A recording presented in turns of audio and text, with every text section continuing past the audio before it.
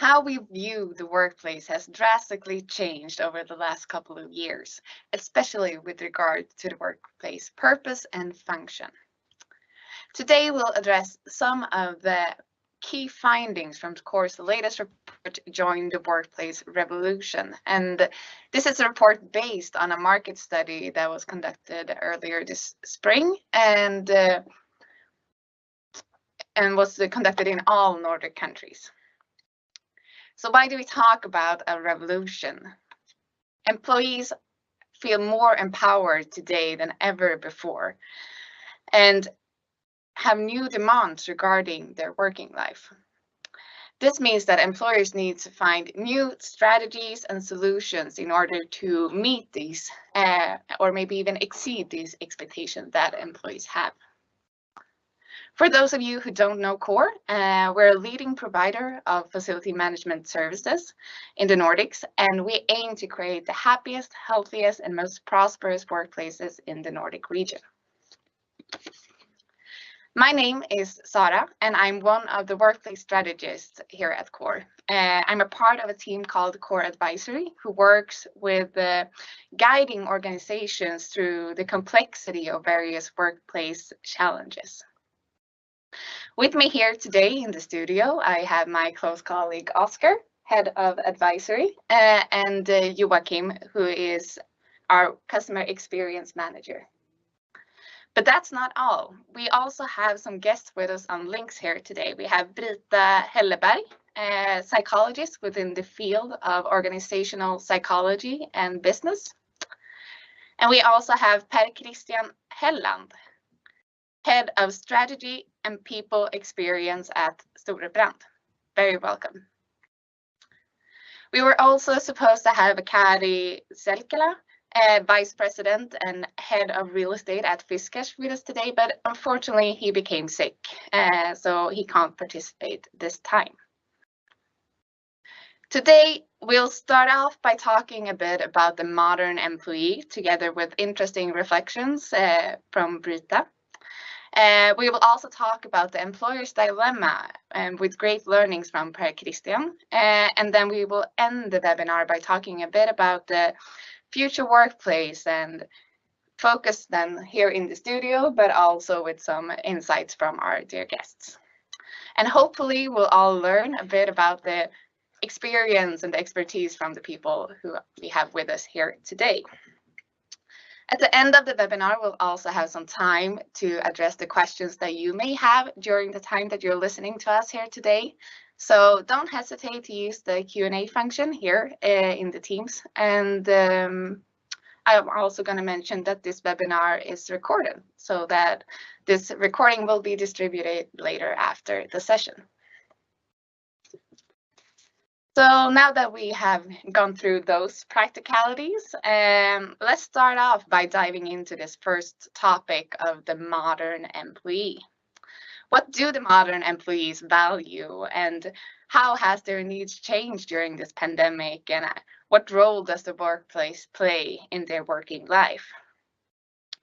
And before we discuss this a bit deeper together with Brita, I want to ask you, Oscar, what was some of the most interesting findings from the Join the Workplace report on this subject? Yes. So I brought with me here then from an employee's point of view, two sets of perspectives or interesting finding areas that we brought with us from the study. Firstly, I will cover some around the general expectations that we see employees now put on their employers. And secondly, a bit around how they view the office as a part of the physical office, I should say, as a part of the workplace equation.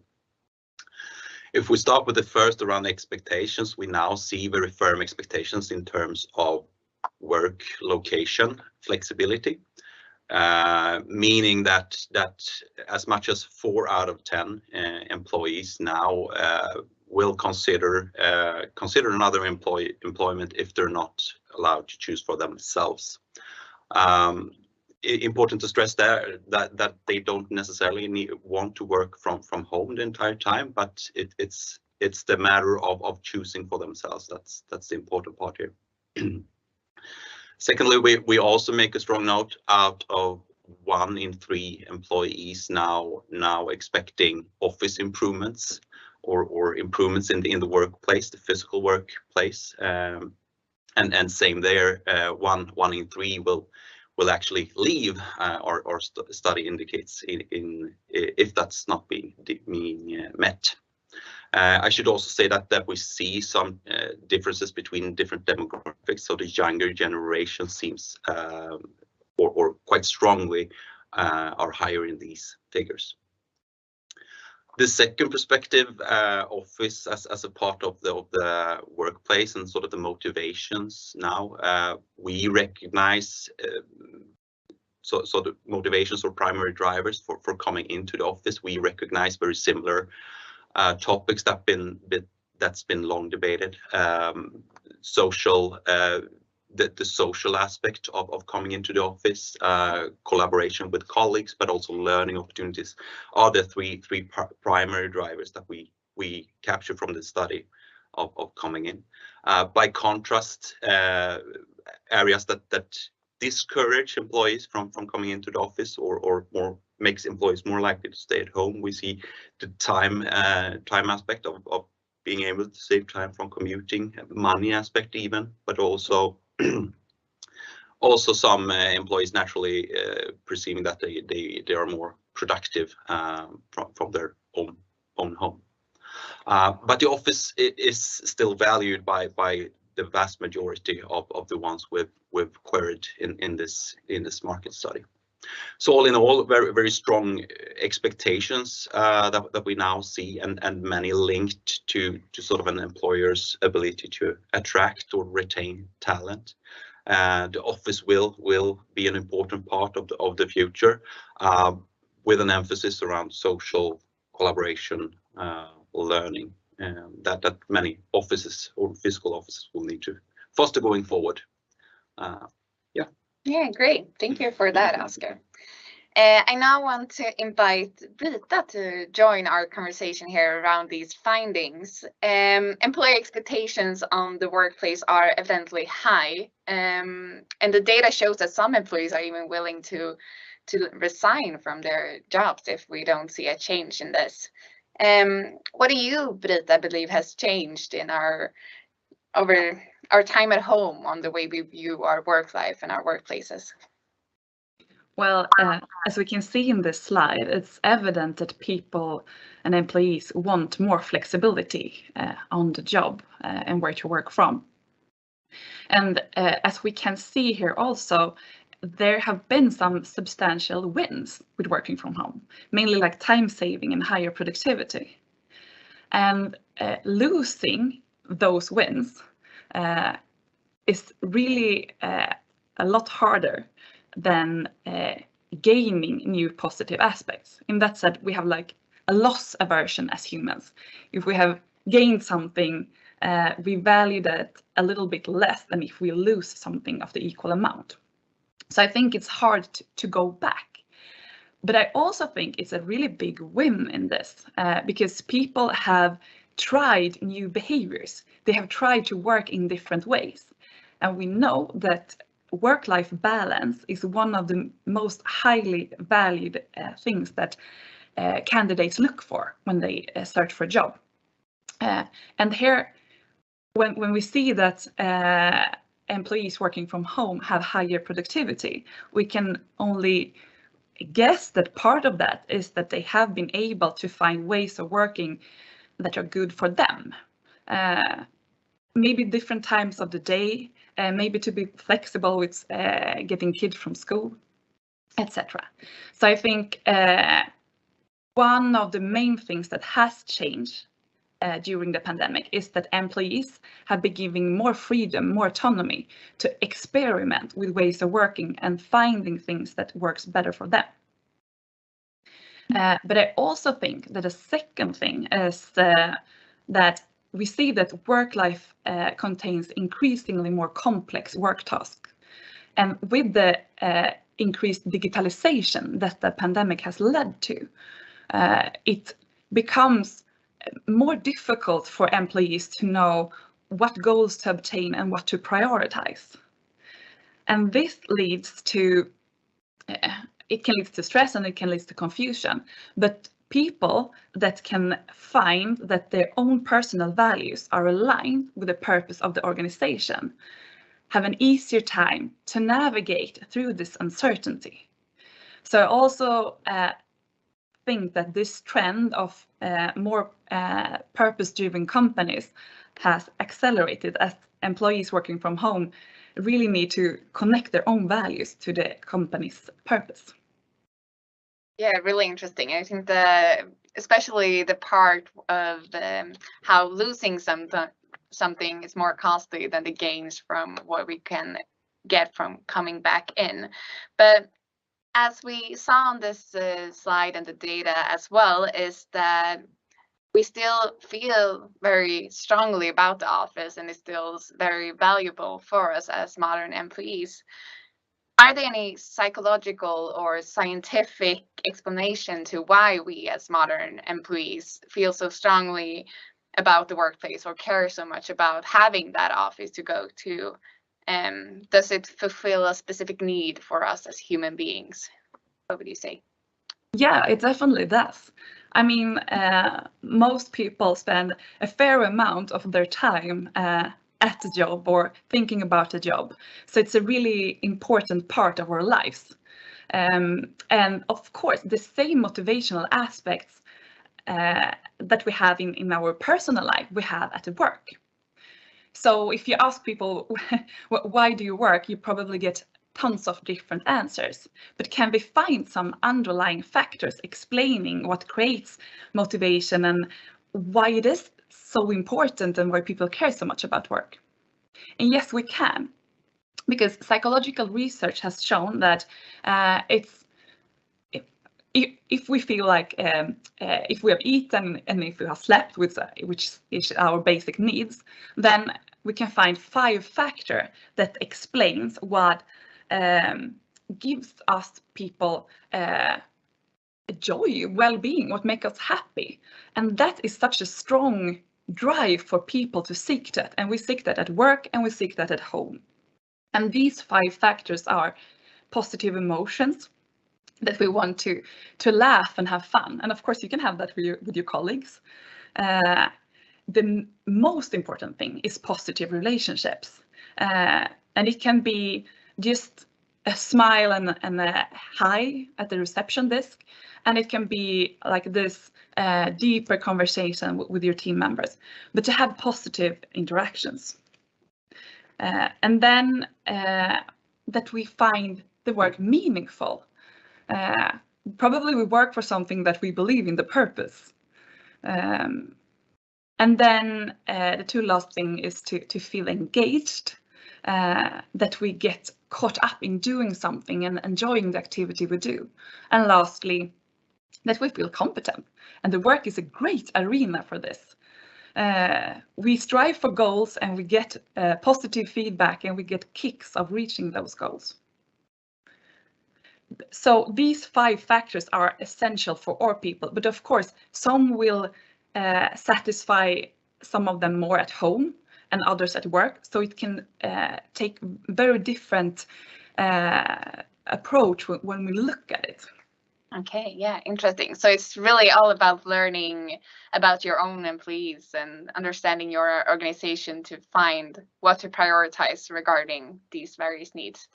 Yeah. And on that note as well, I want to invite you, Joachim, to this discussion because you've been very involved in our work with Coor Future Workplace and how we have focused on our employees' needs when finding our way towards the future. And we found that we have some varying needs among our employees as well. Do you want to elaborate a bit on how we've used the insights about our own employees in designing our workplace solution? Yeah, so we did a very elaborate study actually about our own employees.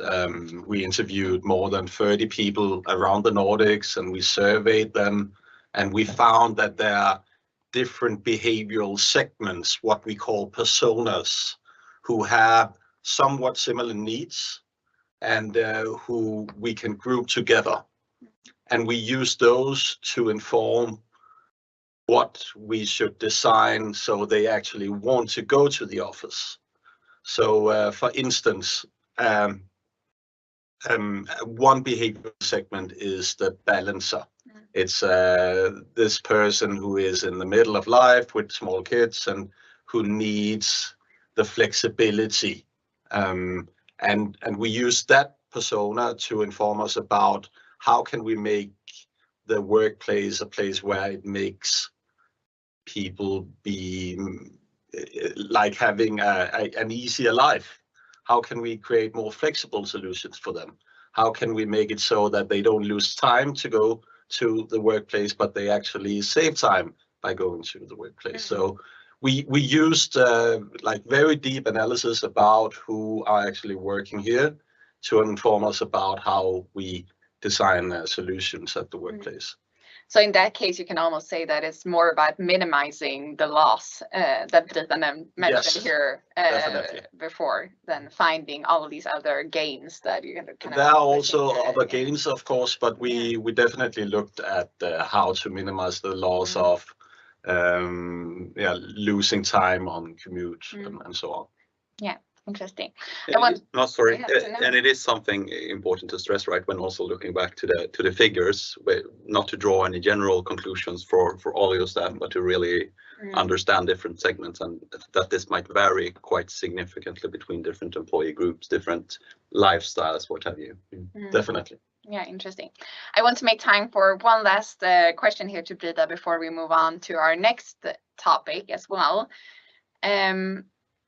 I'm curious because there is this quite new buzzword that people are talking about in the industry right now that's called quiet quitting, which is the kind of notion of doing your job, just your job, and nothing more and nothing less than what you're assigned to do.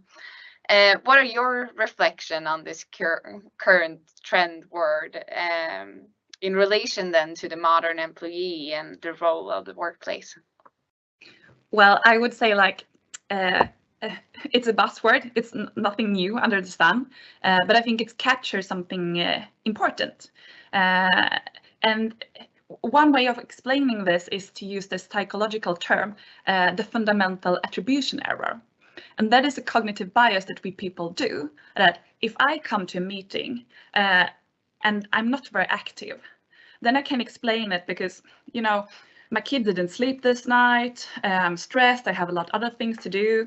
It's all external factors. But if you come to the meeting and you are not engaged and sitting quietly, I perceive it as that's who you are. You are unmotivated. You don't have an interest in this and you don't show creativity. So I give you an internal explanation. And that's easy to do with the quiet quitting, that we say that people aren't engaged and are unmotivated. But we know for a fact that a person's behavior is explained a lot more by the context, by the culture, by how my manager interacts with me, by my team members, than my own personality or who I am. So I think that what this pinpoints, the quiet quitting, is that the articles that have been written about it says a lot that, well, it's the manager's responsibility to ensure that the employees doesn't quiet quit. And I think that's a good way to frame that we need to build a context where we actually increase people's motivation, where we give them autonomy to work, to design the work how they perceive they will solve it best, etc. Yeah, very interesting. So it's kind of finding that building, not laying everything on the employee or the manager, but kind of co-creating that sense of belonging. And yeah, it's very interesting, I think. Now it's time for us to actually move on to our next subject here and switch over to look at the employer side of things in what we call the employer's dilemma. And navigating in the workplace jungle has been on top of most management agendas over the last years. And we've discussed topics such as how many days one should be at the office or how flexible one should be in offering their employees the freedom of choice regarding their work days, but also on how to attract people back into the offices. And before we go in and discussing this a bit more deeper together with Per Christian, I want to turn to you again, Oscar, to see what are the findings on this topic in the study that we want to share here today. Yeah. And again, I brought with me, I think, the two most interesting ones. We see now that a majority of companies, 1 in 2 roughly, still struggle with getting a desired office presence or having people come back and work from the office to a desired extent. So that speaks a bit to the term dilemma here. As we saw earlier, flexibility is on the rise or are expected from employees. So this really makes it tricky for many companies in our view.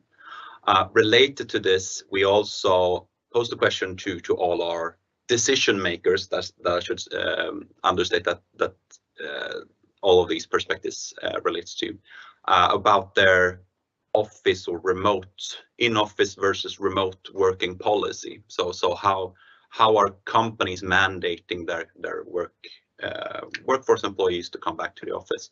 And we see that roughly a quarter are still in a model which states full-time office presence, so you're expected to work full-time from the office. Around 30% is on a more balanced model, so at least 1, 2, 4 days a week from the office. And then we see some moving in a more flexible direction, so letting the closest team manager decide in dialogue with the employee, and around 20%, same amount, that actually gives a full individual flexibility, so having the employees choose for themselves essentially.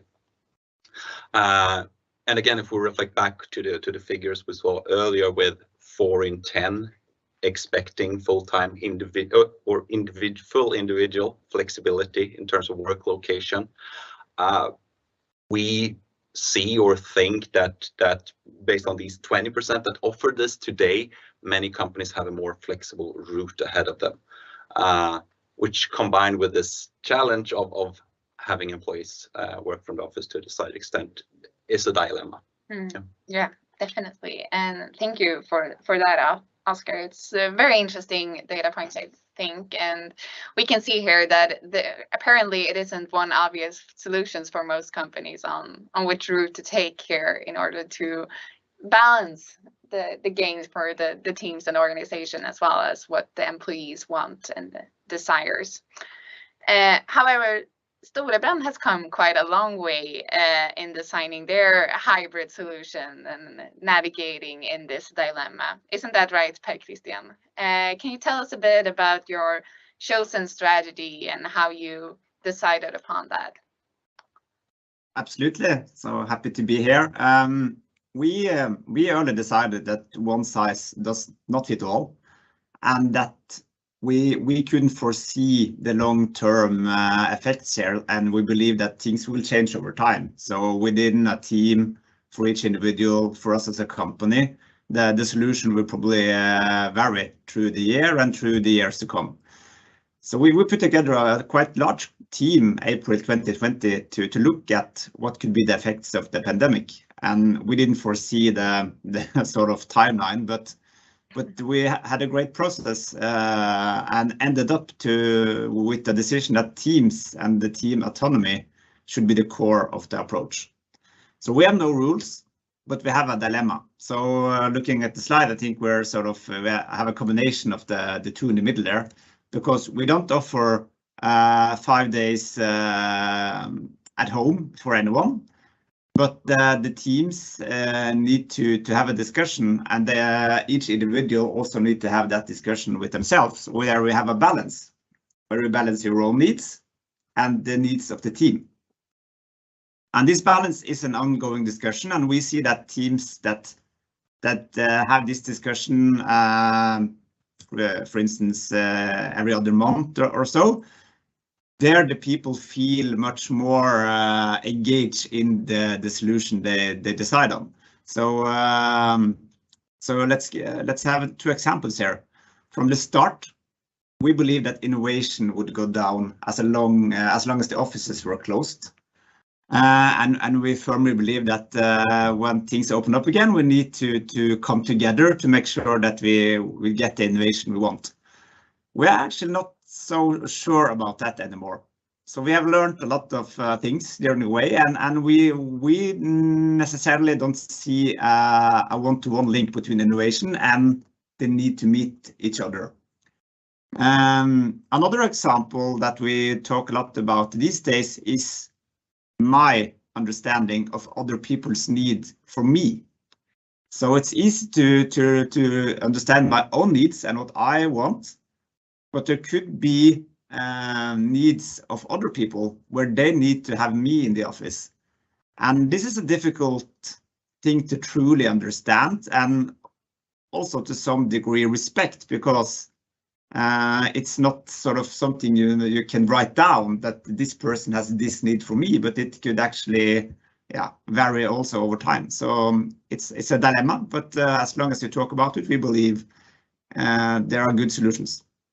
Yeah, super interesting. And I'm really curious. I almost want to go back to what you said about the innovation and the physical present, and how you kind of realized how these two may not actually be dependent of each other. How did you come to that conclusion or realize that in your work?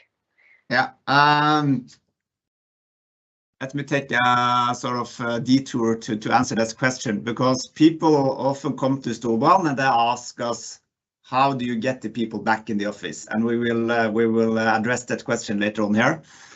But we have 2 main KPIs or indicators about how things are going, right? It's how how our financial results looks like, and how engaged and happy are our people. And these we actually measure people engagement every month in a tool called PCOM. And from the start of the pandemic and until today, we as a company have never had as great financial result and as high people engagement. So as long as these 2 KPIs are higher than ever before, and that we actually are able to launch new products and services to our customers, there is no evidence that the distributed model and the sort of digital way of working has made a negative impact on innovation. Of course, we're still early on, but we are curious about this question and sort of want to understand it more. Yeah, and you also touched upon the question here about attracting people back into the office. And you say now that it doesn't, the employees necessarily don't need to be at the office in order for you to perform, but do you want to attract them back into the office still? And how do you do that? We don't want to ask the question how to bring the people back, because actually people have come back regardless of our no rule policy. And I think it's because we're focusing on 3 other questions. And that is, first of all, how can we serve our customers and develop the products and services that they need? And secondly, how do we create an engaging and inclusive workplace? And thirdly, how do we make sure that our employees develop? And if you look at these 3 questions, I think for many companies, the office will be an important tool, but it is not the answer in itself. And I saw that McKinsey had an article some months back, and they said it's not about the office, it's about belonging. And that sort of resonated well with me. So how can we make a feeling of belonging? And there, I think, coming together and sitting around the campfire and get that feeling, that is something we need to do more. But if you have a bullet point meetings, you can have that in your car to the way to the school to deliver your kids, because that is everyday routine. So we need to rethink what we do in the office. And when we rethink that and make and succeed in doing other stuff, I think that will actually get people back. Example, we have the Storebrand Tuesday, which is a day where we say, well, why not have fewer Teams meetings? Get to the office, meet the people, and fill the bus. And not we do not have great or large events every Tuesday, but sometimes we have it, and people, they come and they have learned to sort of meet people again and understand the value of it. Yeah, very interesting to hear how you worked with this dilemma over the last couple of months or a year. But I can I just I need to mention one other thing, because I'm sitting in Oslo. It's a fairly small city if you look at the world. So I think city size is very important in this question. So if I had an office in London, I wouldn't expect people to be as much in the office as they are in Oslo. Because if you use 2 hours to get to the office, of course you want to be more at home. Yeah, of course. It's an important perspective to add on to this as well. That it's probably a bigger issue in the bigger cities around the world than in the smaller one. I also want to ask you, Joachim, on this subject of the employer's dilemma, and also what we have listened to here that Per Christian has told us about from a holistic workplace experience perspective. How important do you believe that the physical office is in regard to how we experience them, both the employer and also our workplaces, and kind of reaching what Per Christian has painted out here? I think it's essential, even if you only visit the office 1 or 2 times per week, and then the workplace is sort of the embassy for your company. I really resonated with what you talked about, Per Christian, about belonging and having a place where people actually can come together and have these social events. I think that will be one of the primary drivers for the workplace in the future.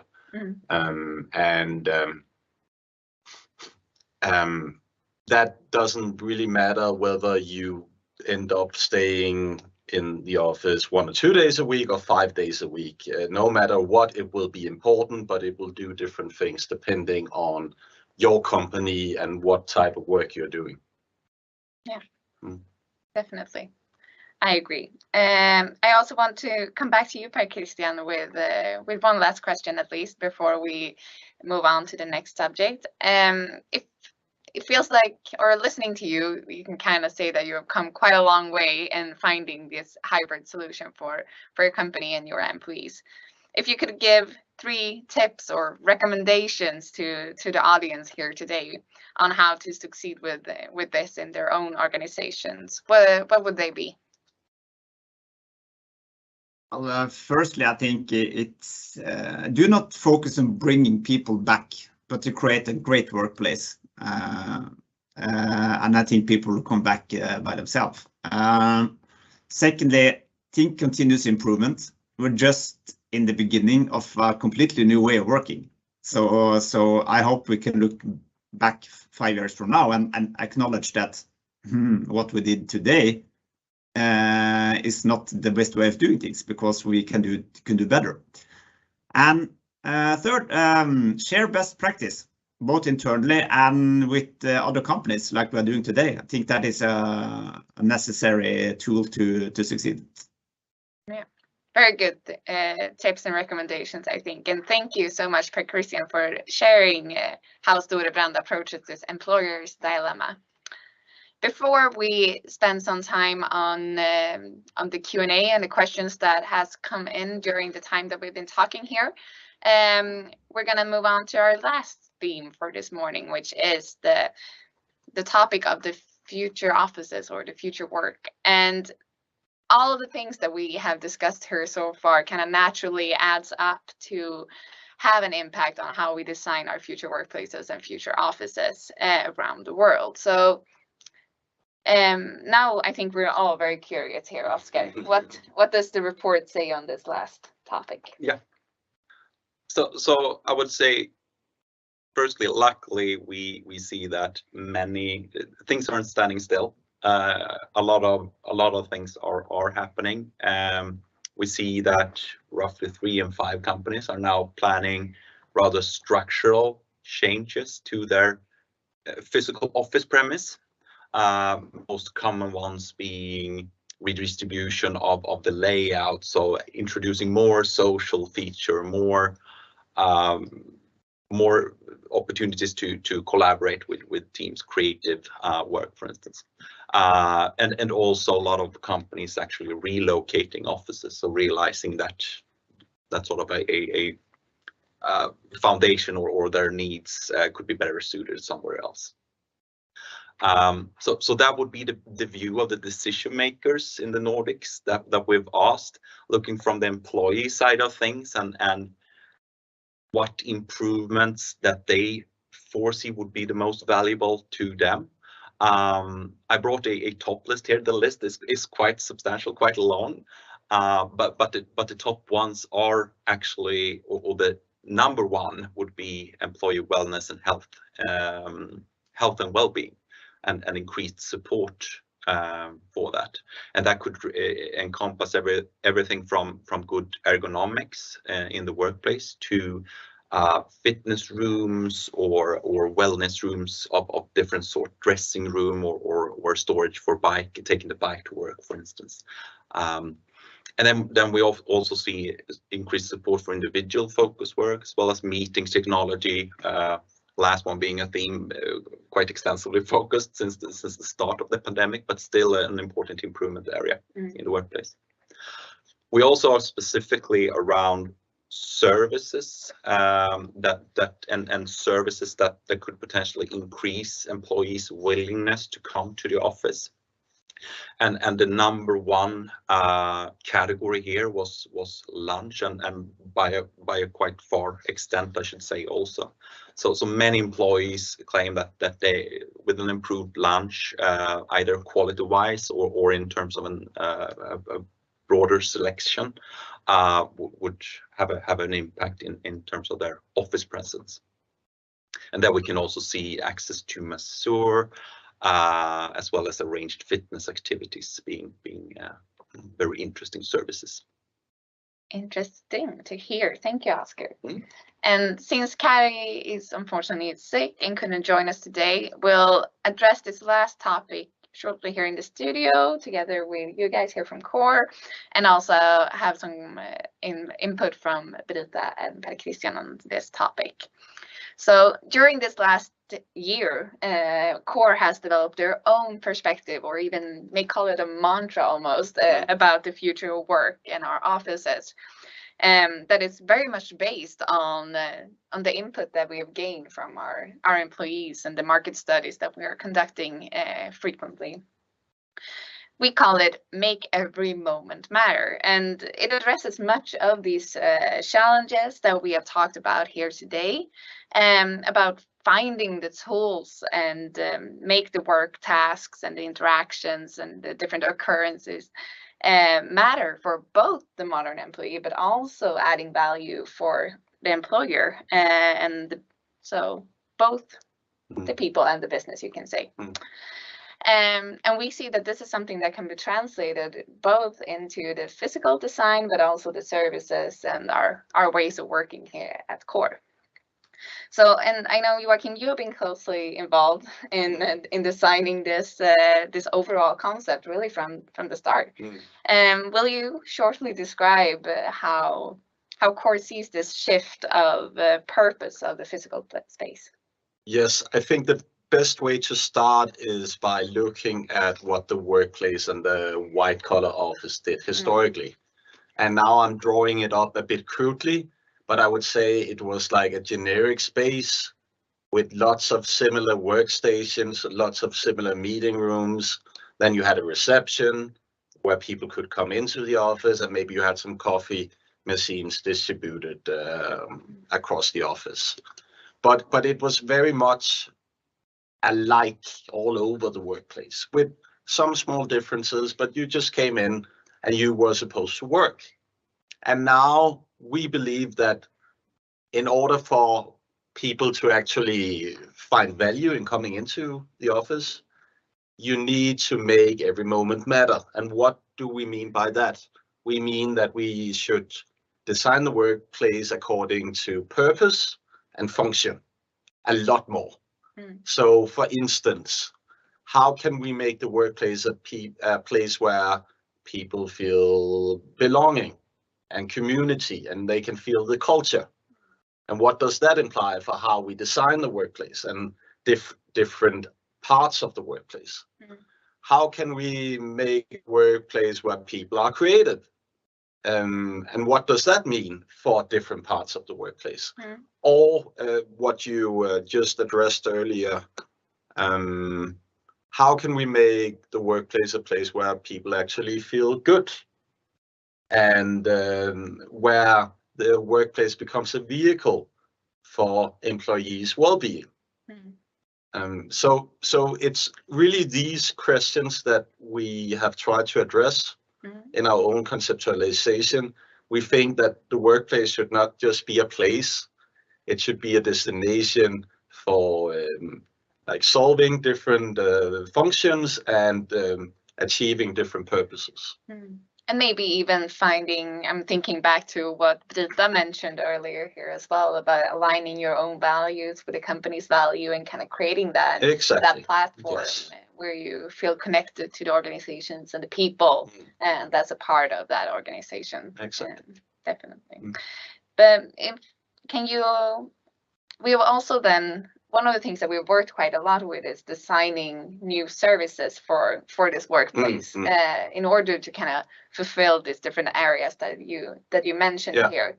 Can you give us some few examples of new services or different services that you think can add value? So as you know, Coor is a service company. We provide services to workplaces, and traditionally we have looked a little bit isolated in the services we provide. So for instance, receptionists or coffee machines or whatever. And in this project, we have made a more holistic approach to all of this. So for instance, community and culture. When we set out to create that in our own workplace, we look at what kind of service roles should we have. What are the tasks, what are the responsibilities, what are the KPIs for this person who will support this. But this is not isolated, because what this person does, this role, obviously interacts with the place, the physical place, and how that has been designed, and also the different products and events and activities that are revolving around the workplace. So we look not only at a service perspective or at an architectural perspective or at a product perspective, but how can we connect the dots between everything? And we really think that is what is needed in order to create a place where every moment matters. Because if you look isolated only at one thing, you never like go the full mile, I would say. No, I completely agree. So kind of combining all of these aspects is our approach to building that future office. Yes, and just to conclude, so for instance, for community and culture, we have designed a community and well-being manager who has very specific tasks and activities and KPIs that this person is responsible for. And they have like their own community hub in the workplace that we have designed. And we have events and activities and food and beverages and different places in the workplace that supports this. So we have really tried to connect this role with different aspects of the workplace. And we can also mention then that everything that we're talking about right now, it's due to be kind of initiated in pilots, hopefully within the next couple of months. So that could be good to mention as well in this context. Because I also want to revisit you, Per Christian, here and hear a bit more about your future office, because I know that I'm at least a bit curious here. How are you equipping your workplaces to be better future-proof and more attractive for the modern employee? I actually want to answer that in two parts. So first of all, I want to mention a big issue we have, and not only Storebrand, but most companies, and that is the waste of office space. So when people now start to work home or remotely, and how many people that actually are in the office vary from day to day, we sit there with a lot of empty space. And I think we need to be better cross companies to actually share more space in the future, because empty spaces are not very sustainable. So that is a big challenge ahead of us all. So just wanted to mention that. But if you look at what we have done in our office, I want to mention the 3 TV studios across Nordics.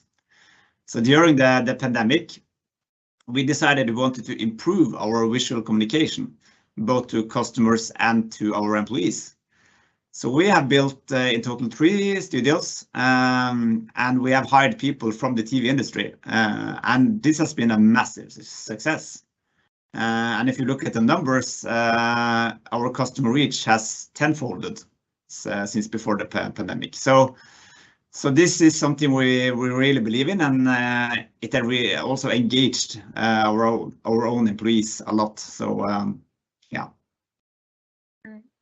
Interesting. Yeah, definitely. So, and about these TV studios, you use them mostly in the marketing purpose, or can you use them for other sorts of meetings that you have in the office as well? Yeah, we have approximately 4 out of 5 events are for customers, and then 20% of what we do is internally focused. So we use it in learning and development. We use it for larger meetings, because we have seen that this is actually better than meeting physically, because people can both hear and see what is being sort of put on the screen. And but mostly it is to customers. Yeah. Interesting to hear. And I also want to jump a bit back, because something that we haven't really talked that much about yet is well-being, and it's one of the top requirements or wishes from the employees that we saw earlier in the data here. And I think I want to ask you actually, Rita, since it is one of the top requested improvements in the office, how should organizations think if they want to kind of design an office that also enhances wellness and well-being? Is there something that it can do from a psychological perspective? This is a really interesting question, I think, because you can just jump directly to make the improvements that the employees ask for, like having a massage therapist or have better lunch options. But I would say to pause and reflect a bit, because probably this isn't truly what they want. It's more a symptom of how they are feeling for the moment. If you are feeling stressed, or if you're feeling like you don't have control, an easy option is to give me lunch options, or give me dinner options that I can take home to my family, or at least I can have 1 hour of relaxation at the massage therapist. But that won't really solve the challenge of creating a workplace and an office that sustains well-being. And I think here we need to stop thinking of our human bodies like batteries, like a phone that recharge slowly during the day, and then you plug it in during the night and you're full of energy again. People don't recharge energy by having massage. Well, maybe a little bit, but not fully.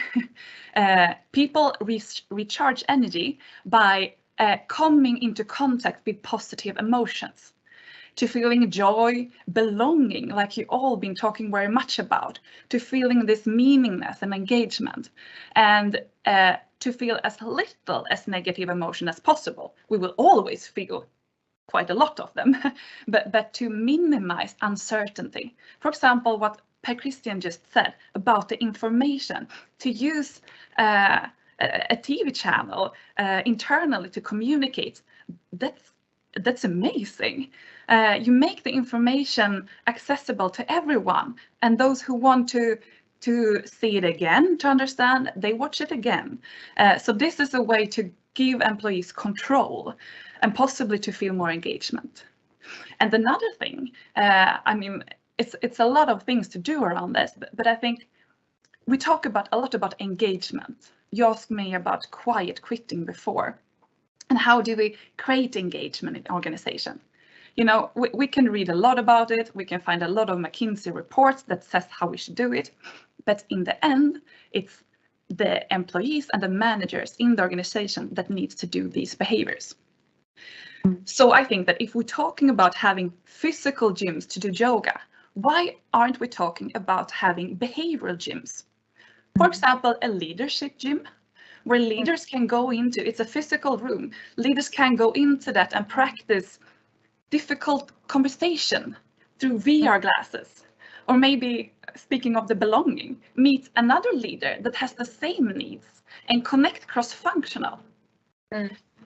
So I think it's my take on building an office that creates well-being is to go back to those 5 factors I talked about before. Positive emotion, positive relationship, the feeling of achievement, reaching goals, engagement and meaningfulness, and design the office to help employees reach those 5 aspects. Very interesting. So you can almost say that it should be a palette of different aspects to create that well-being as well, because it's not the same that's needed for everyone, and we need both the physical well-being but also kind of this emotional and engagement enhancing well-being as well. Yeah. And can I say just one quick win, I think, is that because here we see that employees want to recharge their energy, massage and food, etc. But what we know from research is that breaks are like food. You need to have them 5 times a day for them to work. You can't save the break until the end of the day or until the weekend. So if organization, and I read a lot of this in your report, I think you have very smart ideas of how to create an environment that facilitates these small breaks. Like perhaps 5 minutes mindfulness in a pod chair somewhere or something. That I think is a quick win for the physical office. Yeah, definitely. Or curated walks around the block or something, just to get that quick break and collecting energy. Now we need to make some use the last few minutes here for some questions that we've received here from the audience as well. But before I get all of these questions here with me, I want to ask you a question here, Per Christian, as well, because we have talked a lot about what you're doing and what has succeeded and what have worked. Do you have anything that's kind of your challenge that you're working on at the moment right now, or anything that hasn't gone as well as you thought from the beginning? Anything you want to share? Well, one big surprise actually was that although people want and get flexibility, they want to have their own seat in the office. So yes, it will be empty 3 days a week, but it still needs to be my seat. That is somewhat surprising. So that is a challenge. But yeah, as I mentioned, the waste of office space, that is the biggest pain point, and it takes time to fix it because most of us are in long-term contracts. But we look 5 years ahead when we will have a new concept, and we need to find other solutions to make sure that we utilize the space we have, either we utilize them ourselves, or other people can come and actually use the space. Yeah, I think that many can recognize themselves and their organization in those two challenges. Is at least something that I recognize from having dialogues with many of the organizations out there about this topic. Let's see. I'm going to pick one of these questions here then. Let's take this one. Many speak of the office as this place for creativity, but how do you really design a creative and innovative place? And I think, do you want to start off by reflecting on this, Britta? Is there something that we can do in order to kind of design an environment that enhances creativity and innovation? I think that firstly, we need to recognize what does our human brain need to have to be creative. If we feel stressed, we have this tunnel vision and we only see problems and we get into this problem solving mode. So we need to be in an emotional state where we feel safe. So the psychological safety that organizations talk a lot about is important.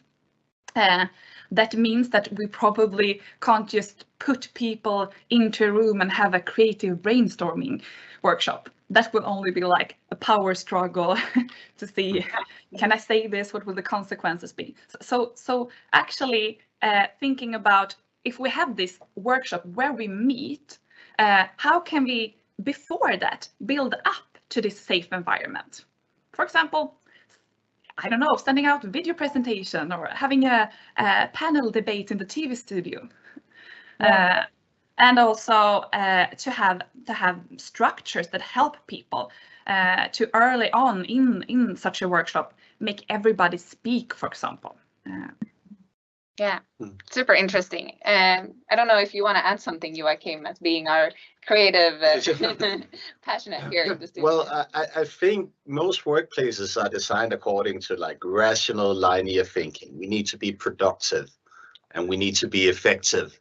But there's not that much room for like just getting loose a bit and having fun in the office. And I think that's a problem actually. Because if you are to be creative, you have to think in a dialia manner. You have to think about things that are not necessarily something that your rational brain would have thought out. And in order for you to come into that mood, that environment, as Britta mentioned, I think that's very important. You need to feel psychologically safe, but you also need to have fun. You need to like let loose a bit. So how can we make places in the workplace a place where you can have fun and let loose, and where it's okay not to be like a rational businessman or businesswoman for once? Yeah, very interesting. And I wish that we, or do you want to add something? Or no, I think it covered very well, but really the play and the joyfulness in the workplace, I think a lot of companies can have a further focus on. And also to Britta's point, starting off in or being geared the right way, coming into a creativity activity, starting off in wellness and yeah, not being stressed, etc. Yeah, interesting, definitely. Yeah, so now we only have 1 minute left, unfortunately, so it's time to kind of round up this discussion. But I think we can all agree that we need to create this fun and diverse workplace where we can all feel a sense of belonging to our teammates and to the organization, and kind of co-create that together, and not putting all of the responsibility on single functions or individuals within the organization. I want to thank you, Britta and Per Christian, and as well as Oskar or Joachim, of course, here in the studio, for sharing very interesting insights on these topics today.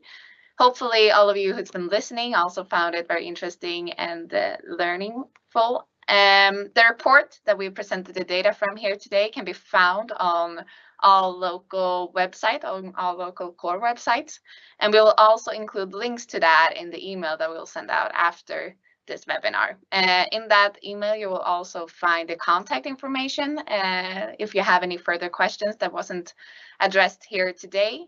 as well as the recording from the webinar if you want to look back at something that we discussed here today. So thanks again, and I wish you all a very great Thursday. Thank you. Thank you.